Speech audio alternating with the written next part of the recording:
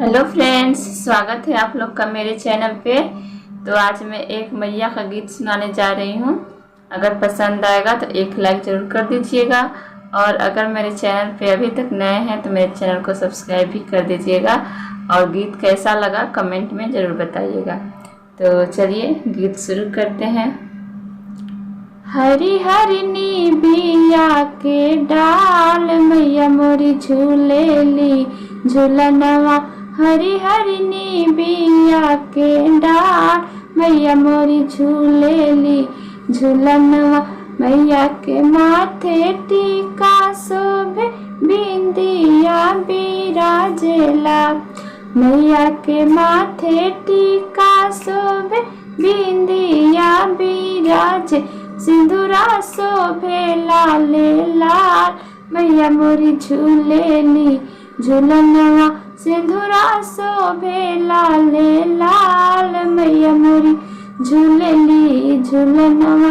हरी हरी निबिया के डाल मैया मोरी झूलेली झूलनवा। मैया के हाथे कंगना शोभे चूड़िया बिराजेला। मैया के हाथे कंगना शोभे चूड़िया बिराजे।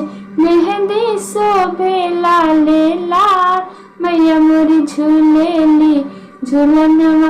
मेहंदी शोभे लाले लाल मैया मोरी झूलेली झूलनवा।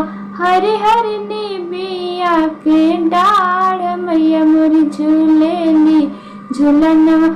मैया के अंगे लहंगा शोभे साड़िया बिराजेला।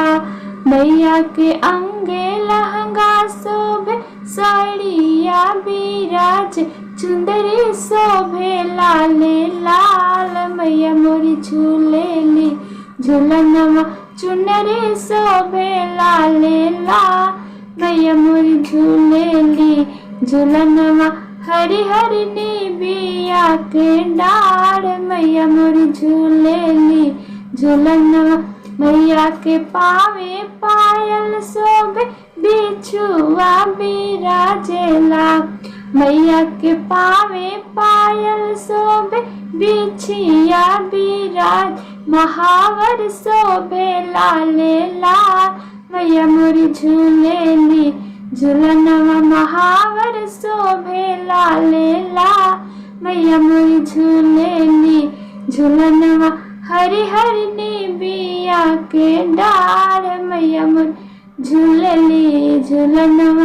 हरी हरी निबिया के डाल मैया मोरी झूलेली झूलनवा। Thank you.